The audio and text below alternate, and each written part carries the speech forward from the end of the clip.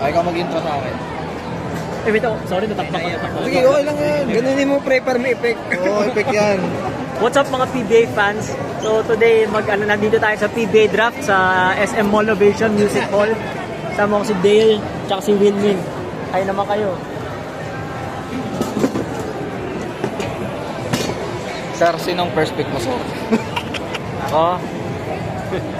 Hindi si Juan Gomez, si Gio Chu. Nice one, sir. So, before the draft, ano yung expectations mo? Si Juan, kung saan mapupunta? Kumbaga, sinong pinakaabangan mo dito? Ba't tayo pumunta dito? Gusto ko yung mga picks ng Rainer sa'yo, naantay ko. 10th and 12. Oo. Sa draft na to, wala masyadong depth sa big na kailangan ni Coach Yeng. Gugulatin tayo ni Coach Yeng. Promise. Mga ano naman. Mga di natin kilala. Sa bagay, mahilig si Coach Yeng ng mga di natin kilala, tapos biglang makikilala. So ako, ang pinunta ko rito, syempre yung pick ng Converge. Nung na-trade yung number 2, nag-decide na akong ayain to. Nung na-trade yung number 2, ayun, load tayo. Ayun. Kasi papakiramdaman natin kung magiging balance. Talagang Converse dyan. Kaya, ano ikaw? Ba't ka pumunta rito from Pampanga? Ako kasi first time kumanood ng ano eh. Tapos number 2 pang Converse, di ba? Para makita si Juan Gomez na yan. Ayun! Pre, gusto mo si Juan. Paano pag nakuha na sa first pick si Juan? Wala, ayoko mag-chew eh. Masyadong project big man. Brickman, wala, may edad na eh. Panopyo, yun ba? Kasi kung ako magbibuild, syempre yung diba, edad ni Stockton tsaka ni Arana, dapat dikit lang doon. Edad ni Justin, dapat dikit-dikit lang yung edad nila eh. Kaya nga, medyo kinakabahan ako baka Panopyo, pre. Mag-media. 25 lang yan, 26 ata. Panopyo pwede. Kung wala si Juan, pero 1 over Panopyo ko eh. Sa mock draft mo, Panopyo kayo, no? Mag-2. Pero kung Converge na pipili, baka Brickman. Pwede lang, Brickman. Kaya si Panopyo. Ito na si Jacob Lau. Ito na si Jacob Lau. Jacob Lau. Sino yung pick natin, Jacob Lau? Wala, I'm not available for the Sorry. Aming first pick namin yan. Second pick Converge pwede. Punahan ng Converge yan. Masyadong high level para maging second pick lang. Parang ko ka sa firma, dapat di pa kawalan, no? Oo.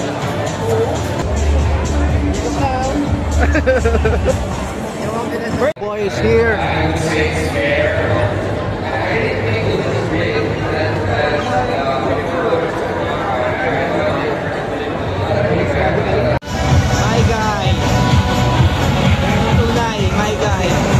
Guys, kaka-post lang ngayon. Bawal ma-trade yung number 1 pick for 2 years. What do you think about it, bro? Niniwala ako, mapapasahan pa rin naman ni Juan Gomez, dililaan niya si Junmar. Sa All-Star game, pre. Sige. Gomez to Arana dapat eh. All-Star game din. Sige, pwede. Second pick. Kaya kayo Yel Correa. First pick. Gio Chu.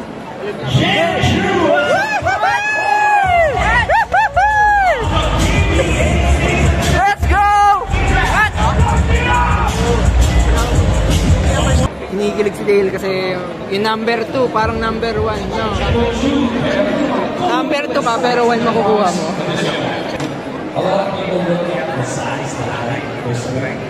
Let's go na, number 2. Let's go! Tingnan natin kung tatama ang prediction mo, pre. For the second week, we're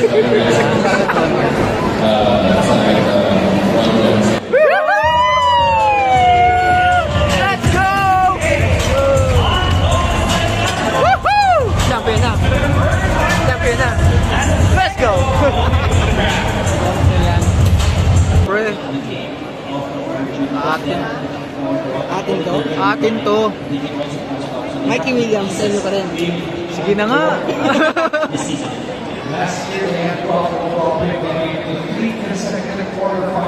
Third bossing. Si third bossing. Para sa Panopio.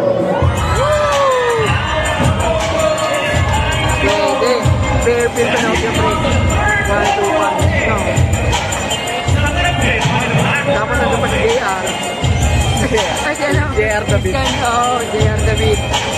Pwede. Gusto ko nyo pa sa'yo. Ano ba? Are you surprised? Number 3 si Dal. Masaya ako kasi ano eh, dahil Panover Glacier ako simula nung una eh. Number 2 ko yun eh. Hindi, pero Pero ako, gusto ko yung Bearfield ano eh, Panover. so okay lang sa'yo na napunta ng Blackwater. Oo. Tsaka ano eh, parang interesting. Nakaka-curious kung paano mangyayari sa Ako medyo na ano lang kasi ito, nakakuha pa ng isang big yung Blackwater. Wala namang big masyado eh. Wala na si Gio Jun eh. Akala ko si Lepalo. nakakuha silang win. Akala ko lang, pero okay na, best talent available para sa ano. Tsaka make sense kasi, di ba, hindi ni rin yung si JB. Going young na sila. Fourth pick na tayo Gozong pre. with Northport aka Pure Blends. Here is the next Christopher Kung. Uy! Go! Wow! Surprise! Let's go! Nagaw sa Endless, pare! Let's go! Surprise! Surprise! Nagaw, nagre-react sila dun, oh. Nagaw sa Endless, boy! Okay yan na. Number 4 kayo nung una eh. Pero kasi nilalak na ng Enlex yun, oh. Hindi ko sure. Pwede. Surprise na. Gulat ka ba? Surprise. Pero pwede. Bumaba kasi ano, no, si Will. Si Kun kasi pwede maglaro ng 2-3. Saka ano yan? 6-5. Orban sa ano, Ginobili. Enlex. Yan ang pwede ng Gozong talaga. Pero, Matic na yan. Siguro. Hindi natin na. tingnan natin. Alex Weeks LJ Gonzalez. Meron si wow!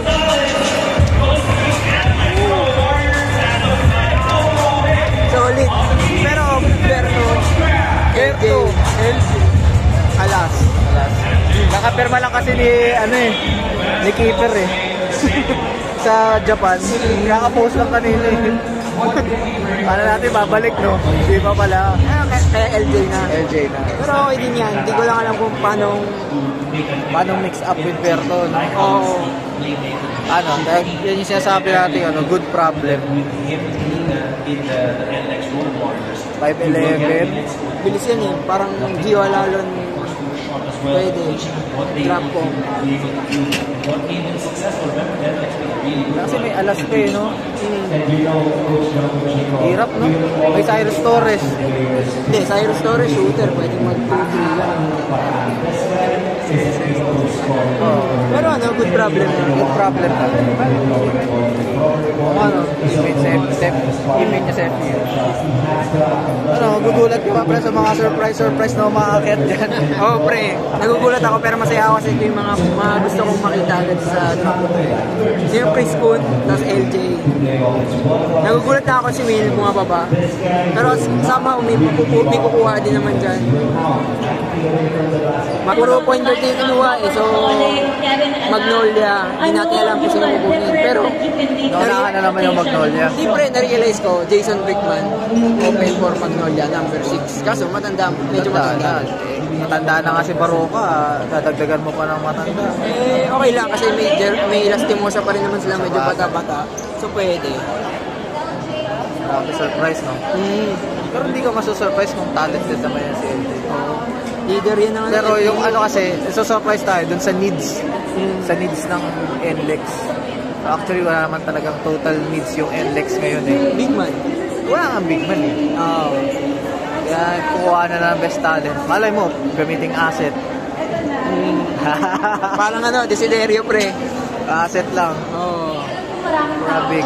Tingnan natin, no? Pero pwedeng ganun yung maging agenda. Magnolia. Paboritong team mo? Sado ka naman. Ay, hindi ba? Sino yung paborito sa Magnolia? Ayun si LA na magpipick. Ay, yan na si LA. Magnolia Chicken with Lados Hot Shot Select Yukian Andrada.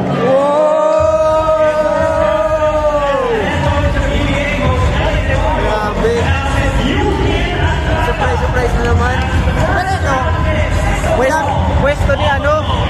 pwesto na yung wala. Ni Will, tsaka si Save. Pero si Save, Hindi pa nakakapirma. Hindi pa nakakapirma. Okay din to eh, kasi ang daming nitisi dito sa player na to eh. 6'4 ata, 6'4 may shooting. 6'4, 6'5 may shooting. Pero, tas parang Ano ba si Save? Ay hindi, kung mapipirma. Wala. Hindi pa pumipirma. 7 picks. Meralco Bulls. Ano ba kailangan ng Meralco? Parang wala din eh. Wala kailangan. Wala masyado eh. With the 7th pick, the Meralco Bulls select Jason Brickman. Pwede na. Meralco pre, naglaro na sa kanila yan eh. Sa Extreme. Ay, hindi pa na naglaro. Nakapag-side lang. Pwede na. Best available talent eh. Sa mga best available talent.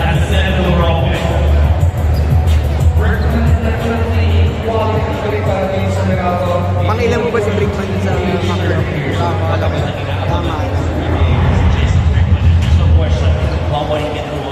Ito na yung magandang draft pick ng Meralco Bulls. Although aging siya, sakto kasi sa kailangan nila eh. Di ba? Walang legitimate na, no offense ha, kana Jokarab, kana Aaron Black.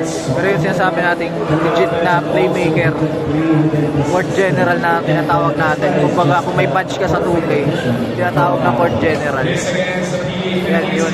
For sure, bibigyan ng opportunity. Kasi Jason Brickman, veterano na, alam mo nang mag-contribute para sa Meralco. Plug na siya agad yun. Plug and play na yan. Saktong-sakto. Pinaka the best pick, Meralco. Phoenix Viewmasters.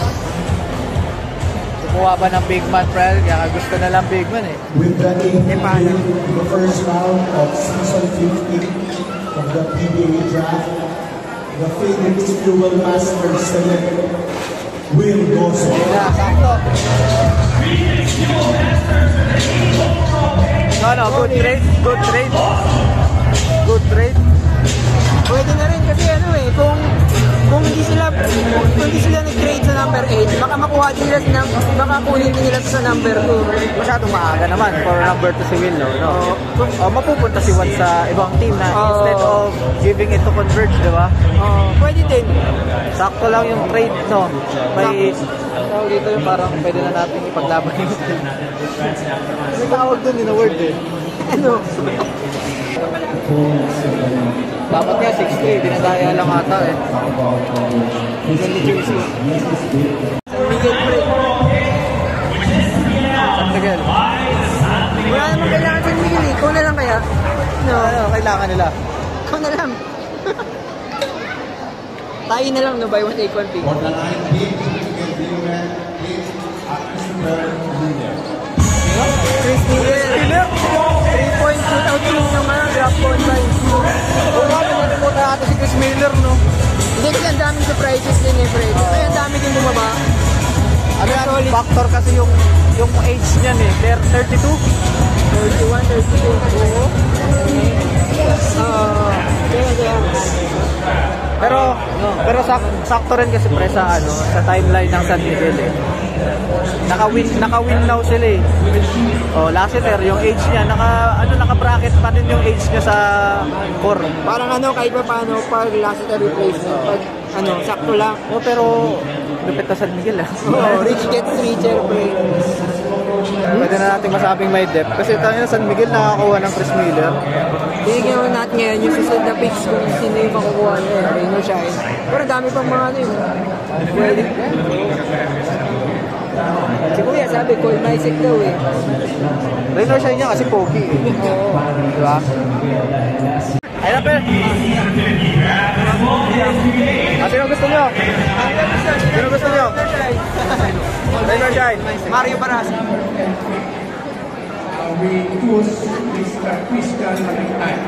Gusto ko yan, pre! USD yan! Let's go!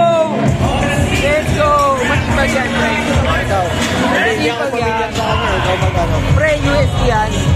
Actually, nung nag-aaral pa ako, hindi ng Lasal yan. Nung napunta sa USD, sobrang sobrang sipag. Saka ano yung testament yan na parating ginagamit ni Coach Pido na ano talaga, ito yung mga tipong player na brusco. Talagang kung ano yung inutos mo, gagawin lang. So yun. Saka kahit pa paano may outside shot na rin. Okay. Nag-aabang din ang pre. Ginebra! Ginebra! Ginebra ka ba? Yan na lang. Sigaw lang. Oo nga eh. Padinig. Ito na. Nagkapasahan pa ng mic. Oops. Pass the objective. Nagkapasahan pa muna. Okay dito RJ. Sunny Steel pre. Surprise! Surprise! Surprise! 6-3, 6-4. Ano to? Yung MVP ng drop 1-5 eh.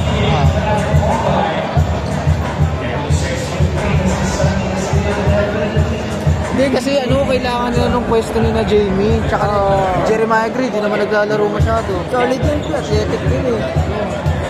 Athletic na kapalit talaga kailangan kay Jamie. Sakto, no? Pero mataas ba yung pick para sa'yo? May 13 kasi sila pwede nilang magamit pa yun eh. Too early, kaso baka naisip nila makuha ni Coach Sheng. Oo nga, gets valid kasi alam mo naman si Coach Sheng. Pwede pa, okay na yun.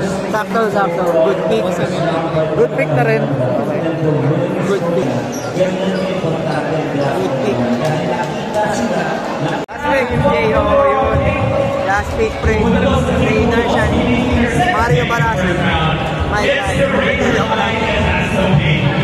Ako naman. Big not matangkat. Pwede. Para sa ika-12 pick ng first round, napili ng Raymond Knight at Waiter ay si Arthur Roque. Uy! Let's go!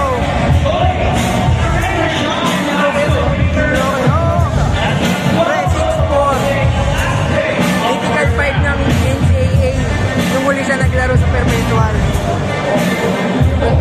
Oo. Pag-letra na.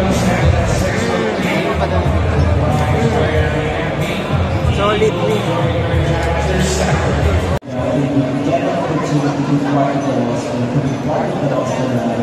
You will always have an opportunity to win. Yung napaka-importante. The moment you get that chance, you have to win it